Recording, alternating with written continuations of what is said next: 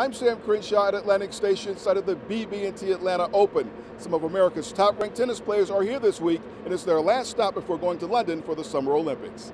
This is one of my goals, my lifelong goals ever since I was in college. Actually, one of my professional goals was to play, for the USA in the Olympic Games, and now it's really only a week away. I'm leaving in about 6 days to go over there. I'll prepare and I'll get ready to go. I think we're one of the countries that can get 4 guys, and even our depth is so we can get 4 guys in even if someone pulls out. So, we kind of have a good mix. I think I'm the old guy, Isner's somewhere in the middle, and we got a couple youngsters, so it should be fun.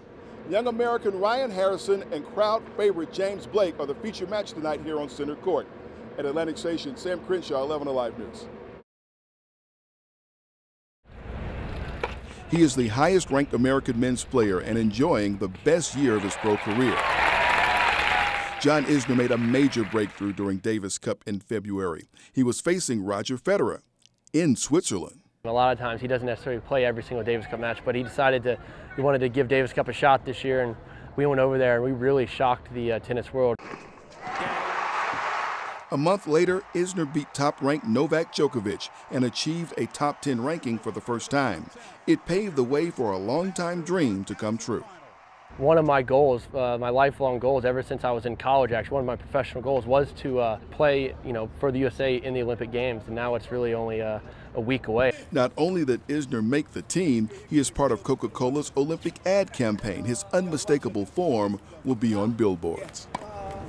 We did a kids clinic today with a lot of the Atlanta youth, and really Coke's message and my message is to promote an active, healthy lifestyle. Then it's off to Wimbledon, site of Isner's historic match that lasted 11 hours, 5 minutes over 3 days in 2010. This time, he will lead a talented U.S. Olympic men's team.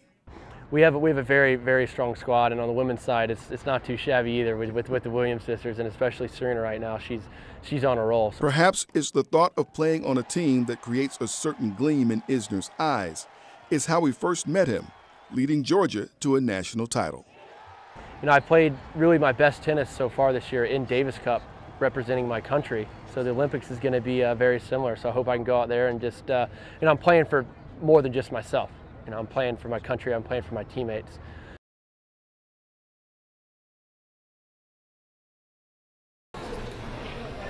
She may look like an ordinary student at Charles Drew High School, but what Taylor Townsend did last week was anything but ordinary. She is the Australian Open Junior Girls Champion, and she reflected on the quarterfinal and semifinal rounds. I was down 4-5, and so I ended up just coming back, and I grinded it out. And so, I was really happy about that, and I was like, I'm in the semis now, and then the semifinals, and I won that match, and I just kind of collapsed on the ground, just laying there, because I was like, yes, I did it. These days, Taylor lives and trains at the USTA Academy in Florida and studies online. But after winning a Grand Slam title, she chose to spend time with family and couldn't wait to see her friends at school, where Dad is principal. I miss it. I miss all the people here. I miss my dad. Like, I get to see him in action, There are reminders of Taylor's accomplishments in the hallways here, but when the tennis prodigy visits, there are lots of questions from schoolmates. I told them that I'm number 2 in the world, and they're like, what is that in your age group? I'm like, no, like in the world, not just in 15, like in the world out of everyone that's 18 and under. The Australian Open singles and doubles titles, along with an impressive showing at the U.S. Open, bring expectations and comparisons to folks like Venus and Serena. Taylor says that's no problem. I just want to drive myself towards that. I don't want to get hung up in, the cream of the crop, next rising type thing, because, anything can happen. And obviously, I'm really confident in myself and what I can do, but I don't want to get caught up in the name and everything. Expect to hear this name a lot. It's one we're not likely to forget. In Riverdale, Sam Crenshaw, 11 Alive News.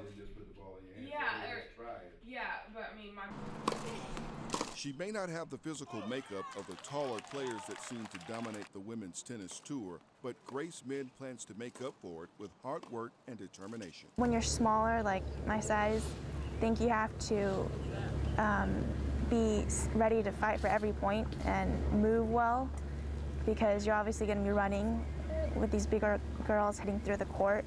and maybe have a little versatility, mixing up the pace and not really giving them a good look at the ball each time. So keeping them on their toes. And that's just what Grace did at the U.S. Open Juniors tournament, and the New York crowd got behind her. It's unlike anything I've ever experienced. I mean, it was a junior tournament, but they still get really into it, especially in the first round when I was playing the 2 seed. She's from Russia, so yeah, I think I was favorited a little amongst the crowd, and that was key because in tight situations, they really get you going, and you can feel the adrenaline. With each victory, confidence grew, and so did expectations. Grace has her own formula for keeping her emotions in check. When I reached the quarterfinals, I kind of treated it as another tournament. So I played a tournament going into the quarterfinals, and from the quarterfinals on, it was a separate tournament so that I could, not get too excited and think about winning before I was even there. Grace Min plays the top seed in the final and leads the second set tiebreak when it starts to rain. I saw her kind of like put her foot down against the court, and I was like, oh great, she doesn't want to play anymore. So at 5-0, we have to go inside because it's kind of drizzling.